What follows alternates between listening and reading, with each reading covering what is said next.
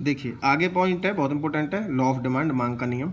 मांग का नियम क्या है? देखिए जैसे ए जमा बे की दो का कोई नियम है, ठीक है, तो नियम जैसे लिखे जाते हैं ऐसे ही पढ़े जाते हैं, उनमें चेंजेस नहीं कर सकते हम।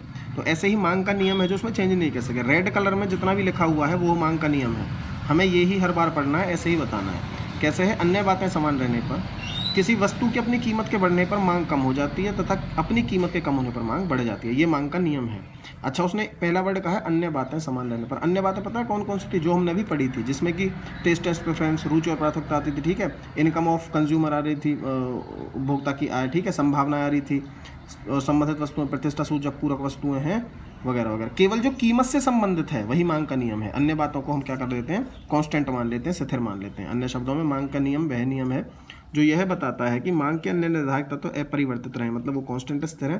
तो किसी वस्तु की मांगी गई मात्रा और उसकी कीमत में विपरीत संबंध पाया जाता है। इनवर्स रिलेशन होता है, नेगेटिव रिलेशन होता है। अन्य बातें तो या निर्धारक तत्व समान रहने से अभिप्राय उपभोक्ता की आय, संबंधित वस्तुओं की कीमत, उपभोक्ता की रुचि आदि में कोई परिवर्तन नहीं होना चाहिए, वो स्थिर मान ली जाती है, ठीक है।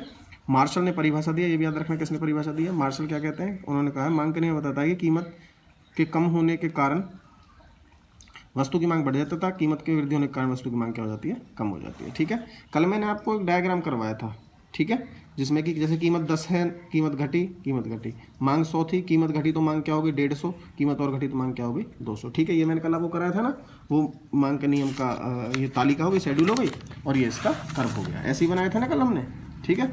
आगे एक पॉइंट है जो वो है मांग के नियम की मान्यता। देखिए नियम कब अप्लाई होगा, ठीक है, वो पढ़ते हैं। देखिए मांग के नियम तभी लागू होता है जब अन्य बातें समान हो, अर्थात इसका अभिप्राय है कि मांग के प्रभावित करने वाले कीमत के अतिरिक्त अन्य तत्वों को क्या मान लिया जाता है? स्थिर। केवल कीमत ही परिवर्तनशील है, बाकी सब क्या मान लिए गए हैं? स्थिर मान लिए गए हैं।